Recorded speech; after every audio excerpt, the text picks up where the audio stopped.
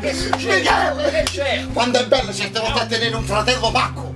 Solo tu, Marco, ti macchi. Mi puoi aiutare, Michele? Mamma mia! Calmati! Padre Michele. Ma che padre che sono? Fratello Michele. Fratello, va. Devo uscire una donna bellissima. La donna. Sì. Meno male, grazie mamma, ringrazia mamma. Grazie, mamma, grazie.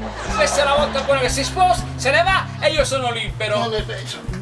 Tu fai così, ma senza No, si rompe la tu sera. senza impegni anche lacrime quando dico cuzzino, non ce la Ma so. guarda, Scusa, per farti dire con l'altro, non fa niente, aiutami. Perché tu sei stato con tante donne. Io mi ricordo quando eri fidanzato con il capitano dei carabinieri, quando ti fidanzassi con Maresciallo. Con vicino urbano, sono sempre piaciuto. oh, ma guarda che a me mi sono sempre piaciute le donne. Questo Va bene, se l'emozione. sei emozionato. Dammi un consiglio. La prima volta che esco con una donna, che devo fare? Che devo portare? Prima volta, è proprio la prima volta? Sì. Beh, i fiori. I fiori sono importantissimi, i fiori.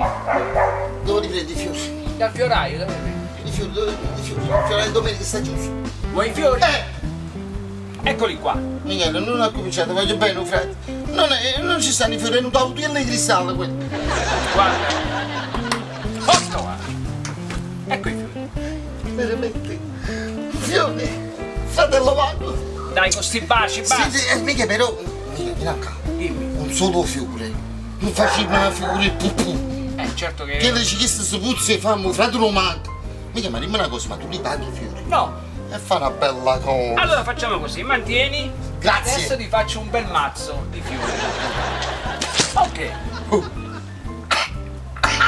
Dammi un passo. Grazie, Michele.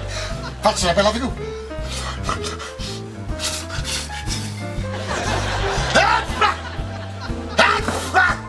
Michele, sono allergico io.